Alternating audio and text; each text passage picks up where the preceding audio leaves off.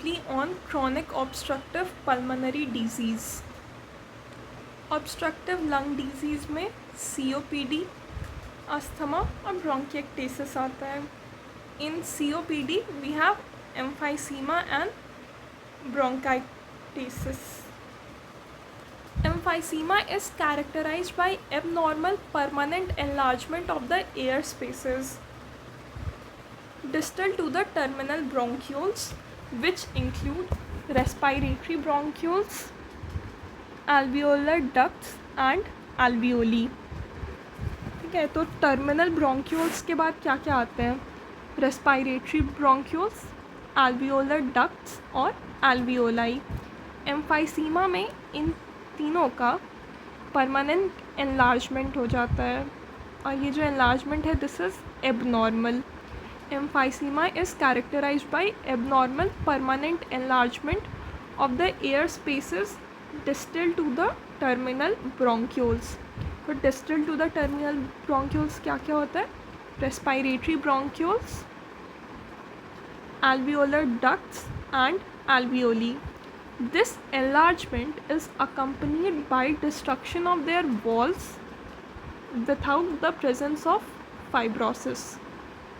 तो permanent abnormal enlargement होता है, उसके साथ साथ वॉल डिस्ट्रक्शन होगा. वॉल डिस्ट्रक्शन होगा पर फाइब्रोसिस नहीं होगा. वॉल डिस्ट्रक्शन होगा, परमानेंट एबनॉर्मल एनलार्जमेंट होगा, but there will be no fibrosis. There are 4 major types of emphysema based on anatomic distribution. Centriacinar और centrilobular, panacinar और panlobular, paraseptal और distal acinar, and last one is irregular और पैराइसिका ट्रीशियल. सो 4 type के emphysema होता है और इसका बेसिस क्या है? Anatomic distribution.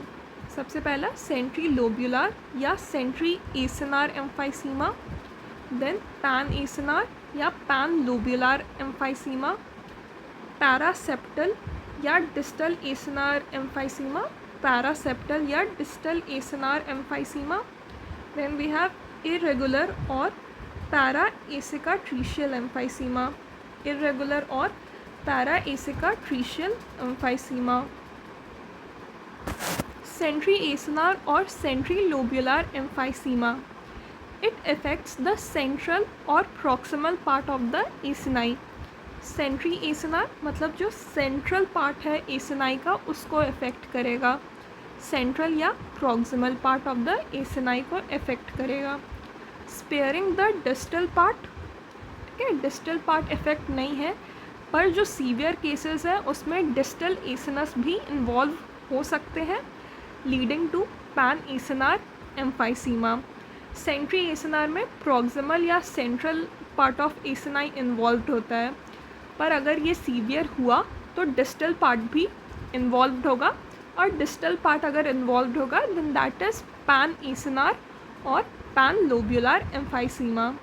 Centriacinar or centrilobular, it is more commonly observed in upper lobes of the lung. Often seen in heavy smokers, often in association with chronic bronchitis. Centriacinar upper lobes of lungs में commonly दिखते हैं और ये heavy smokers में मिलेंगे और chronic bronchitis से associated होते हैं. पैनएसिनार और panlobular emphysema. Acini throughout the respiratory bronchioles to the terminal blind alveolar sac are uniformly enlarged. तो रेस्पायरेटरी ब्रोंक्यूल्स से ब्लाइंड alveolar sac तक सारे एसिनाई यूनिफॉर्मली एनलार्ज्ड होते हैं. ठीक है, रेस्पायरेटरी ब्रोंक्यूल्स से टर्मिनल ब्लाइंड alveolar sac तक सारे एसिनाई यूनिफॉर्मली एनलार्ज्ड होंगे. ये प्रीडोमिनेंटली लोअर लंग जोन्स में मिलता है with the most severe involvement at the bases, commonly associated with alpha-1 antitrypsin deficiency. Centrilobular और centriacinar was associated with chronic bronchitis. Pan-acinar or pan-lobular is commonly associated with alpha 1 antitrypsin deficiency. Centri-acinar upper lobes of lungs में मिलता था. Pan-acinar lower lung zones में मिलता है और most severe involvement होता है bases पे. Pan-acinar में जो रेस्पायरेटरी ब्रोंक्यूल्स से टर्मिनल ब्लाइंड एल्वियोलर सैक तक जितने भी एसिनाई हैं वो यूनिफॉर्मली एनलार्ज्ड होते हैं. ठीक है, यूनिफॉर्म एनलार्जमेंट ऑफ एसिनाई होता है फ्रॉम respiratory bronchioles to terminal alveolar blind sac. और panacinar lower lung zones में मिलते हैं. बेसिस पे सीवियर इन्वॉल्वमेंट होता है, commonly associated with alpha 1 antitrypsin deficiency. Paraseptal या distal acinar emphysema. It involves distal part of the acinus while the proximal part remains normal.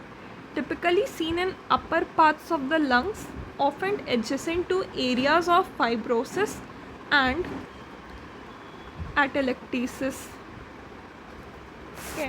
Distal acinar या paraseptal emphysema जो है, डिस्टल एसिनस है, इसका मतलब जो डिस्टल पार्ट ऑफ एम्फाइसीमा है वो इन्वॉल्व होगा और जो प्रॉक्सिमल पार्ट है वो नॉर्मल रहेगा. और ये upper part of the lungs में दिखता है, often adjacent to areas of fibrosis and atelectasis. ठीक है, तो एसिनस जो है, अगर एसिनस का सेंट्रल या प्रॉक्सिमल पार्ट इन्वॉल्व्ड है then it is centriacinar और सेंट्री लोब्यूलर एम्फाइसीमा. अगर जो एसिनस है वो यूनिफॉर्मली एनलार्ज्ड है, मतलब प्रॉक्सिमल डिस्टल पार्ट दोनों इन्वॉल्व्ड है, पूरा एसिनस ही इन्वॉल्व्ड है, then it is panacinar और पैन लोब्यूलर एम्फाइसीमा. अगर सिर्फ डिस्टल वाला पार्ट इन्वॉल्व्ड है then it is distal acinar और पैरासेप्टल एम्फाइसीमा. ये जो डिस्टल एसिनार होता है या पैरासेप्टल एम्फाइसीमा है, this is adjacent to areas of fibrosis and atelectasis. Irregular या पैरा एसिकाट्रीशियल एम्फाइसीमा में इरेगुलर इन्वॉल्वमेंट होगा एसिनस का. Irregular emphysema is also known as paracicatricial. This is usually asymptomatic and clinically insignificant. देखो, ये एक normal acinus है जिसमें respiratory bronchioles ये आ गए. ठीक है, ये रेस्पायरेटरी ब्रोंक्यूल्स है. रेस्पायरेटरी ब्रोंक्यूल्स के बाद alveolar ducts and then we have alveoli. ठीक है, नॉर्मल एसिनस में 3 कॉमन कॉम्पोनेंट है, respiratory bronchioles, then alveolar ducts and then finally alveoli. Centri acinar emphysema with dilation that initially affects the respiratory bronchioles. Okay, ये centri acinar emphysema है. इसमें जो initial part है, जो proximal part है, that is respiratory bronchioles, इसमें उसका dilation होता है.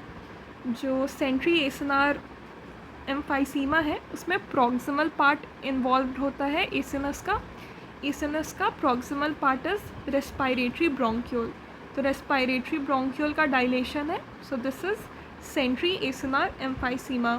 जो पैन एसिनार एम्फाइसीमा होता है उसमें distal part of the emphysema involve होता है. ठीक है, उसमें जो है एल्वियोलस और एल्वियोलर डक्ट का इनिशियल डिस्टेंशन होता है.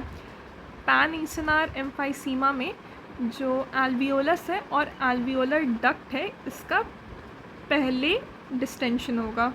ठीक है, सेंट्री एसिनार में रेस्पायरेटरी ब्रोंक्यूल्स का और पैन एसिनार में एल्वियोलस और एल्वियोलर डक्ट का. So this is the figure of centriacinar emphysema. Centriacinar emphysema, इसमें ये जो ई है this shows the emphysematous damage.